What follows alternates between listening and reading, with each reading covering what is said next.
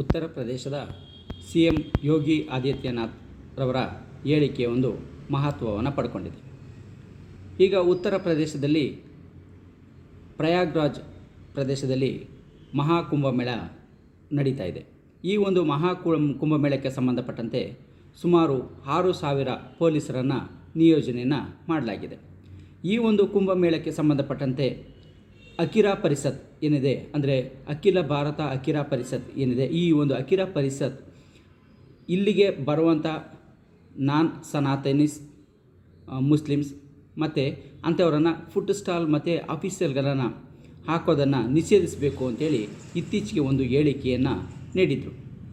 ಇದಕ್ಕೆ ಸಂಬಂಧಪಟ್ಟಂತೆ ಈಗ CM ಯೋಗಿ ಆದಿತ್ಯನಾಥ್ ರವರು ತಮ್ಮ ಒಂದು ಹೇಳಿಕೆಯನ್ನು ನೀಡಿದ್ದಾರೆ. ಈ ಹೇಳಿಕೆ ಒಂದು ಸಂಚಲನವನ್ನು ನೀಡಿದೆ. ಇದಕ್ಕಿಂತ ಮೊದಲು ಅಕಿರಾ ಪರಿಷತ್ ಅಂದರೆ ಏನು ಅಂತ ನೋಡೋದಾದರೆ, ಈ ಅಕಿರಾ ಪರಿಷತ್ ಅಂದರೆ ಅಖಿಲ ಭಾರತ ಅಕಿರಾ ಪರಿಷತ್, ಇದು ಭಾರತದಲ್ಲಿರುವ ಸಂತರು ಸಾಧುಗಳು ಏನಿದ್ದಾರೆ ಇವರ ಒಂದು ಒಕ್ಕೂಟ ಆಗಿದೆ. ಈ ಒಂದು ಒಕ್ಕೂಟದ ಮೂಲಕ ಇಡೀ ಭಾರತದಲ್ಲಿರುವ ಸನಾತನ ಧರ್ಮಕ್ಕೆ ಸಂಬಂಧಪಟ್ಟಂತೆ ಸಾಧು ಸಂತರ ಏನಿದ್ದಾರೆ ಇವರ ಒಂದು ಒಕ್ಕೂಟವನ್ನು ಮಾಡಿಕೊಂಡು ಇವರು ಇದನ್ನು ಮಾಡ್ತಾಯಿದ್ದಾರೆ. ಈ ಒಂದು ಒಕ್ಕೂಟ ಇತ್ತೀಚೆಗೆ ಕೆಲ ದಿನಗಳ ಹಿಂದೆ ಒಂದು ಹೇಳಿಕೆಯನ್ನು ನೀಡಿತ್ತು. ಆ ಹೇಳಿಕೆ ಅಂತಂದರೆ, ಈ ಮಹಾಕುಂಭಮೇಳ ಏನು ನಡೀತಾ ಇದೆ ನಡೆಯುತ್ತೆ ಈಗ, ಆ ಒಂದು ಇದಕ್ಕೆ ಫುಡ್ ಸ್ಟಾಲ್ಗಳನ್ನು ಹಾಕೋದಕ್ಕಾಗಲಿ ಅಥವಾ ಅಫೀಷಿಯಲ್ಗಳಲ್ಲಿ ನಾನ್ ಸನಾತನಸ್ ಅಂದರೆ ಸನಾತನ ಧರ್ಮದವರು ಅಲ್ಲದ ಅಥವಾ ಅದರಲ್ಲಿ ನಂಬಿಕೆ ಇಟ್ಕೊಂಡು ಇಲ್ಲದೇ ಇರುವಂಥವ್ರನ್ನು ಇಲ್ಲಿಗೆ ನಿಯೋಜನೆ ಯಾವುದೇ ಒಂದು ಅಫೀಷಿಯಲ್ಗಳನ್ನು ಆಗಲಿ ಅಥವಾ ಫುಡ್ ಸ್ಟಾಲ್ಗಳನ್ನು ಕೊಡೋದಕ್ಕಾಗಲಿ ಮಾಡಬಾರ್ದು ಅಂಥೇಳಿ ಅವರನ್ನು ಬ್ಯಾನ್ ಮಾಡಬೇಕು ಅಂಥೇಳಿ ಕೇಳ್ಕೊಂಡಿತ್ತು. ಸೊ ಇದಕ್ಕೆ ಸಂಬಂಧಪಟ್ಟಂತೆ ಈಗ ಉತ್ತರ ಪ್ರದೇಶದ CM ಹೇಳಿಕೆಯನ್ನು ನೀಡಿದ್ದು, ಅವರ ಹೇಳಿಕೆಯಂತೆ ಇಲ್ಲಿಗೆ ಬರುವಂಥವರು ಸನಾತನ ಧರ್ಮದ ಬಗ್ಗೆ ನಂಬಿಕೆಯನ್ನು ಇಟ್ಟಿರುವಂಥವ್ರಂತಾಗಿರಬೇಕು. ಅಂಥವರು ಬರೋದರಿಂದ ಯಾವುದೇ ಒಂದು ಆತಂಕ ಅಡ್ಡಿ ಇಲ್ಲ.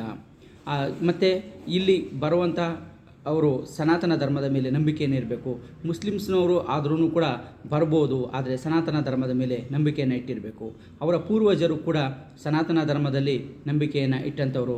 ಕೆಲವೊಂದು ಒತ್ತಡಗಳಿಂದಾಗಿ ಕೆಲವೊಂದು ಅಂಶ ಆವತ್ತಿನ ಒಂದು ವಿಷಯ ಏನಿತ್ತು ಅದಕ್ಕೆ ಸಂಬಂಧಪಟ್ಟಂತೆ ಆವತ್ತು ಅವರು ಈ ಮುಸ್ಲಿಂ ಧರ್ಮಕ್ಕೆ ಮತಾಂತರ ಆಗಿರ್ಬೋದು. ಆದರೆ ಅವರ ಪೂರ್ವಜರು ಮತ್ತು ಈಗ ಇರುವವರು ಸನಾತನ ಧರ್ಮದ ಮೇಲೆ ನಂಬಿಕೆಯನ್ನು ಇಟ್ಟಿದ್ದರೆ ಅಂಥವರು ಬಂದು ಮಹಾಸ್ನಾನವನ್ನು ಮಾಡ್ಬೋದು, ಈ ಒಂದು ಕುಂಭಮೇಳದಲ್ಲಿ ಪಾಲ್ಗೊಳ್ಬೋದು ಅಂಥೇಳಿ ತಮ್ಮ ಹೇಳಿಕೆಯನ್ನು ನೀಡಿದ್ದಾರೆ.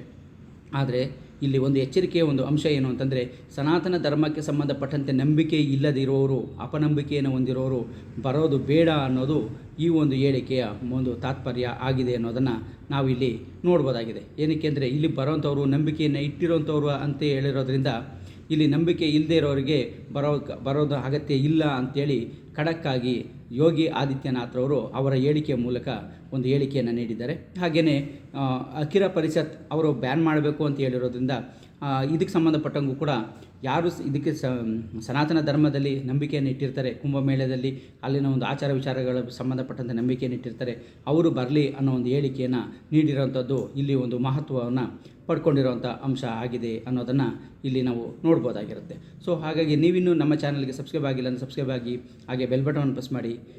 ನಮ್ಮ ಒಂದು ಎಲ್ಲ ವಿಡಿಯೋಗಳು ನಿಮಗೆ ಮೊದಲು ತಲುಪುತ್ತೆ.